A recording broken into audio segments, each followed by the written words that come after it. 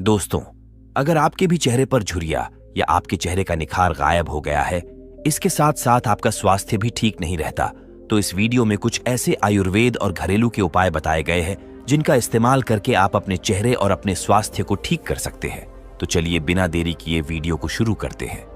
दोस्तों, कुछ लोगों के चेहरे की चमक समय से पहले ही खत्म हो जाती है। उनके चेहरे पर झुर्रियां आने लगती हैं। समय से पहले ही वह बूढ़े दिखने लगते हैं।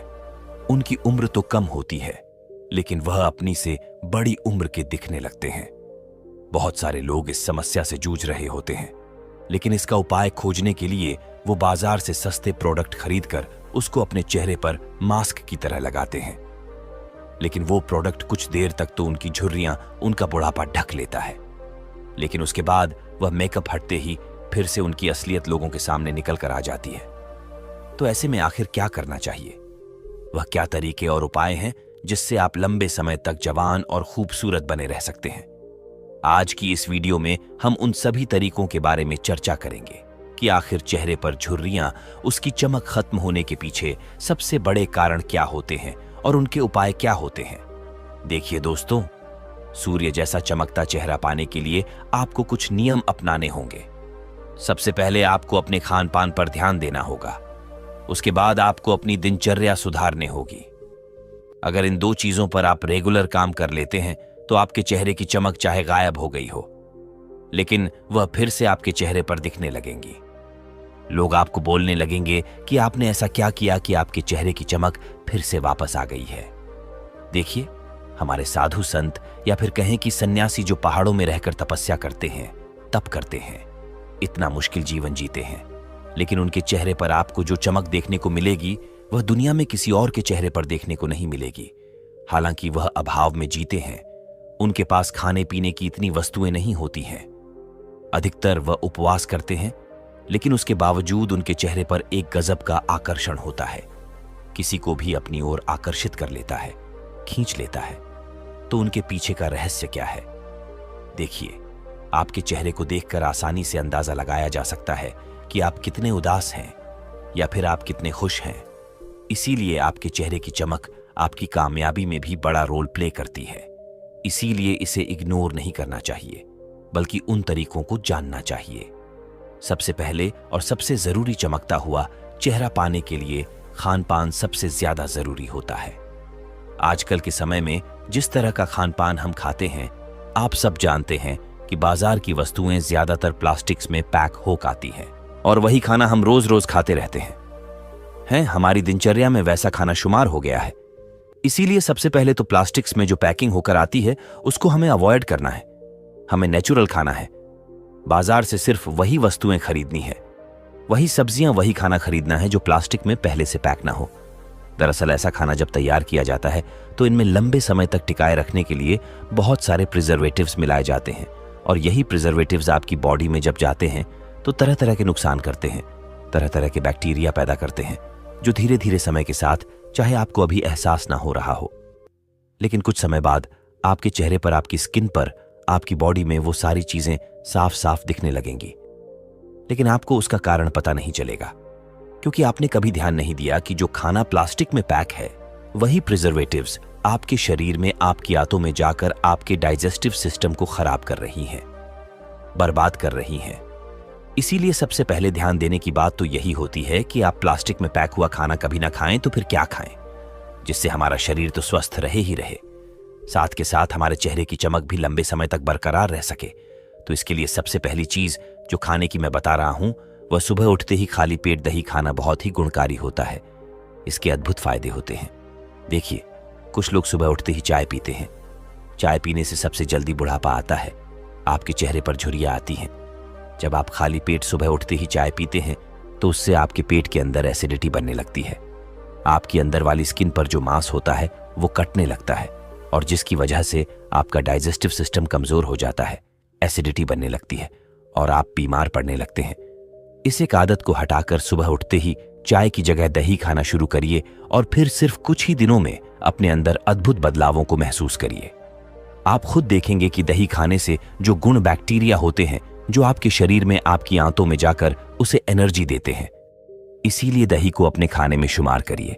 लेकिन उससे पहले दही खाने का सही तरीका जरूर जान लेना।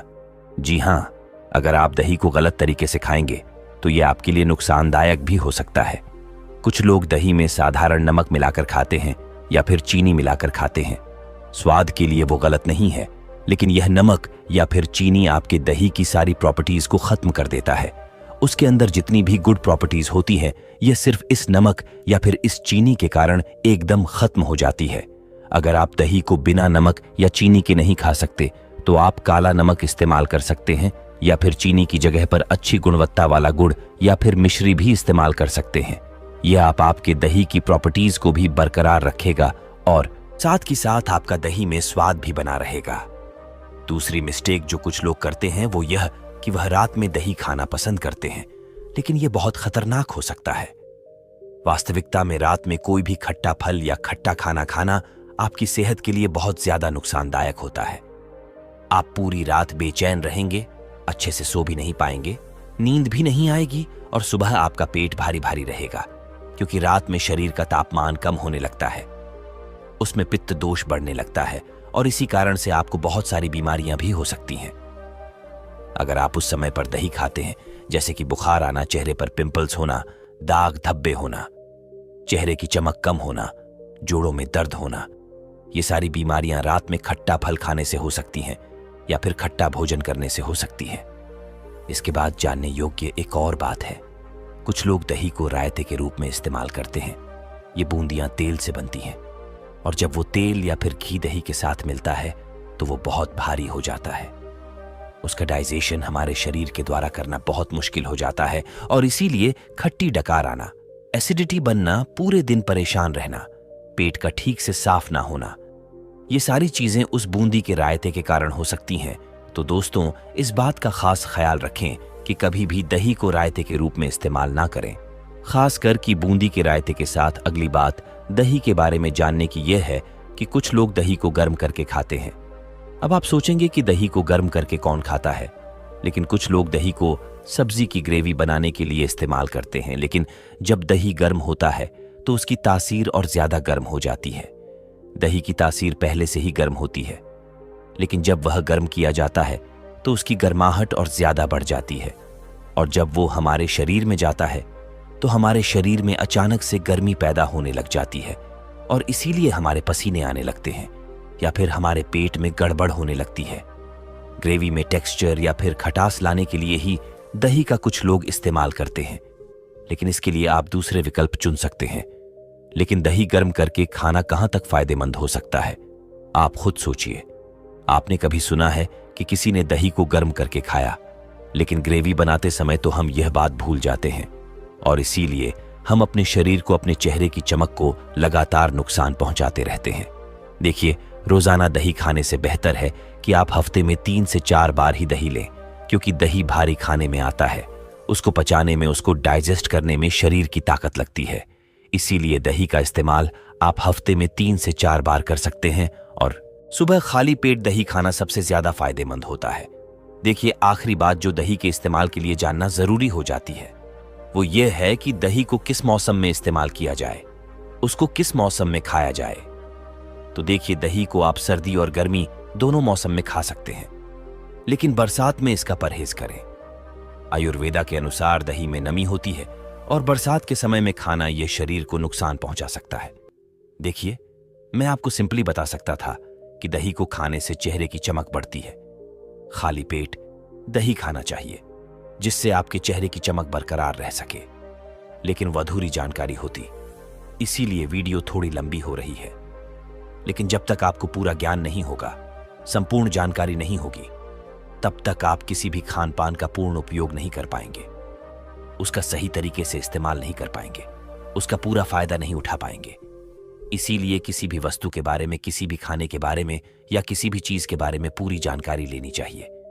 इसके अलावा चेहरे की चमक बनाए रखने के लिए जितने भी खट्टे फल होते हैं वो बहुत ज्यादा फायदेमंद होते हैं, चाहे फिर वो आंवला हो या फिर वो संतरा हो या फिर वो मौसमी हो। ये सारे फल, इनमें सिट्रिक एसिड होता है और विटामिन सी की मात्रा भी बहुत ज्यादा होती है और ये हमारी स्किन के लिए बहुत ज्यादा बेनिफिशियल होते हैं। इसीलिए ज्यादा से ज्यादा ऐसे फलों को खाएं जिनमें सिट्रिक एसिड हो, जिनमें विटामिन सी हो, और वो सब हमें खट्टे फलों को खाने से मिलता है। आंवला को आप सूखा नहीं खा सकते हैं।